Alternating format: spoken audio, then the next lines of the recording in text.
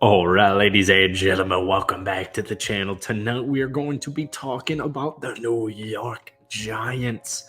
I feel so good about this team this upcoming season, man, but NFL media disagrees with my takes. So we had the NFL schedule officially released about, what was it, 2 days ago, and that means we're seeing win loss projections, we're seeing win loss betting odds, we're seeing all of it, the kit and caboodle coming out into session here. And everywhere I'm looking has the New York Giants not really evaluated properly, in my opinion. And so in today's video, we're going to talk about why they're not being evaluated properly. We're going to talk more about this Giants team. We'll start it off with the strength of the schedule. 0.549. All right, not ideal. I will always keep it a buck with you guys on this channel. It is not ideal. The Giants' strength of schedule is not ideal. They have, in fact, the fourth hardest schedule according to current odds right now for next season. Now, that's not ideal. But I do want to say projections and predictions are projections and predictions for a reason. When I take a look at this Giants team, and I think, this is obvious. The Giants next year and their playoff hopes and their season hopes, it's going to come down to Mr. Daniel Jones. All right. Brian Dable did a phenomenal job last season utilizing and getting everything he could have with that current roster. And that's how you evaluate a coach in any sporting league. That's how you evaluate a coach. What can you get from your players? Can you maximize their potential? So for me, while I look at the statistics, I'm like, all right, they have the fourth hardest schedule. You're in a really difficult division where you have to deal with Philadelphia, you have to deal with the Dallas Cowgirls, and you have to even deal with the Washington Blanks. Well, I get it. 50% of teams returning don't make the playoffs. All right. So we take it with a grain of salt.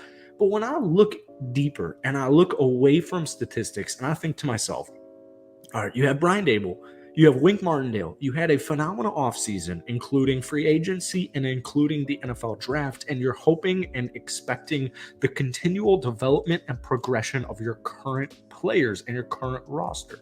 So I put all that together and I'm like, all right, let's look at the schedule. All right, let's look at the schedule on a just paper, whatever the word. Of course I can't think of the word now that we're making the video. Just like on paper, what are the Giants going to do next season? I see at least 8 wins.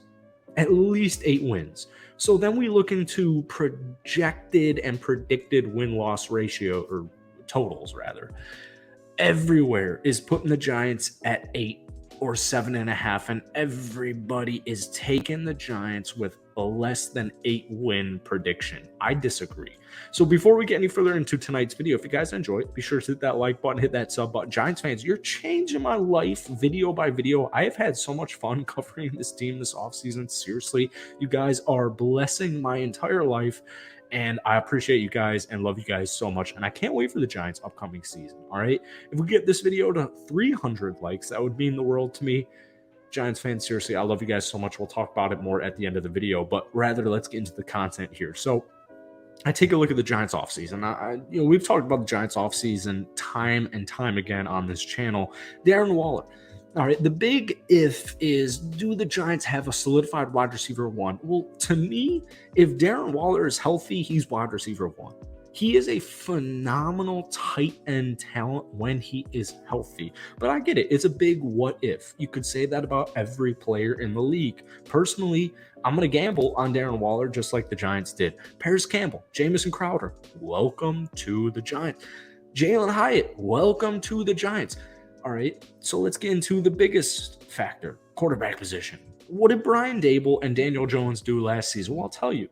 All right, Daniel Jones, 15 touchdowns, 5 interceptions, which is a really big deal. I know, 12 interceptions in his rookie season, 10 in his sophomore campaign, 7 in his junior campaign, and 5 this past season. I get it. He got a big contract. Brian Dable and Daniel Jones did a phenomenal job last season. And might I add, even though he had 15 touchdowns, 5 interceptions, which is a good year, he also had over 700 rushing yards. We know Daniel Jones can run the football, but we haven't quite seen it at a level like that. So I'm feeling good. All right. I'm feeling really good because prior to that, his most rushing yards in a season came in 2020 in his second season where he had just 420. All right. This past season, rushing the ball, Daniel Jones, 708 yards along with 7 touchdowns. Truly unlocked. That's 44.3 yards per game for a quarterback. So once again, to hammer home the point here, next season it's going to come down to Daniel Jones. If you want to make a deep playoff run with your schedule, it's going to come down to Daniel Jones.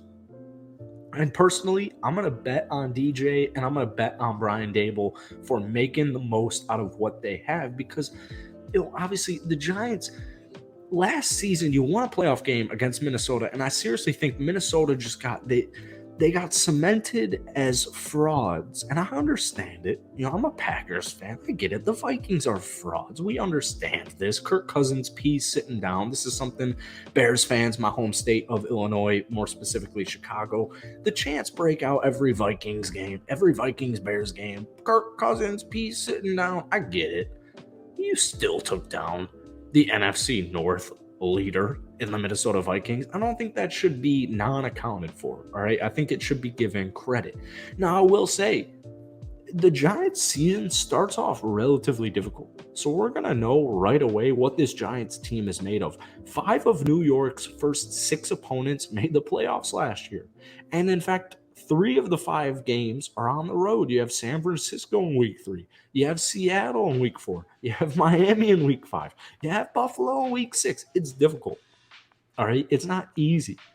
But this is what it's made of. This is what, if you're a competitor in any sport, especially football, if you're Daniel Jones, if you're Brian Daboll, if you're this Giants team, I want that challenge.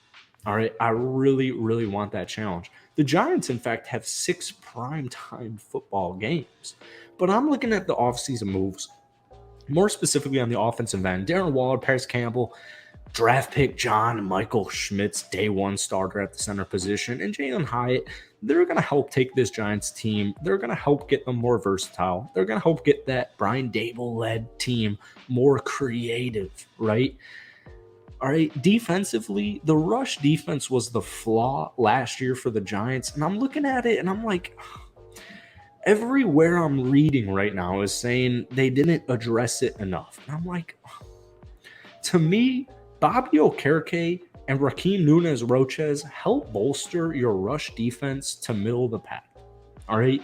But once again, to hammer home from the beginning of this video, you're hoping and expecting, because of this coaching staff, this great coaching staff on both sides of the ball, that your current players continue to elevate and they continue to progress. So yes, I understand the Giants have the 4th hardest schedule in the NFL. I get it. 50% of NFL teams, playoff teams rather, don't make the playoffs in consecutive seasons. I get it. You're in the NFC East. You have to play the Philadelphia Eagles twice a year. You have to play Dallas twice a year. Last year, they went 0-4 in those 4 games. I get it. I don't think that applies to the Giants in this upcoming season. There's something that goes without saying with culture. And I think that's exactly what this Giants team established last year. And I don't have any reason to believe it won't continue into this upcoming season. So I get it. The media's stacked against you.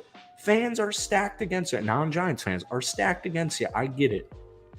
But this Giants team, dude, they're legit, man. All right. That's it for today. If you enjoyed, hit that like button, hit that sub button. But guys, most importantly, drop some insights down below. Giants fans, seriously, I love reading your guys' insights so much. And I appreciate you guys. The words can't even describe what you've been able to do for my life, specifically in the last 2 months. I love you guys so much, and I can't wait to continue to cover this team. Peace.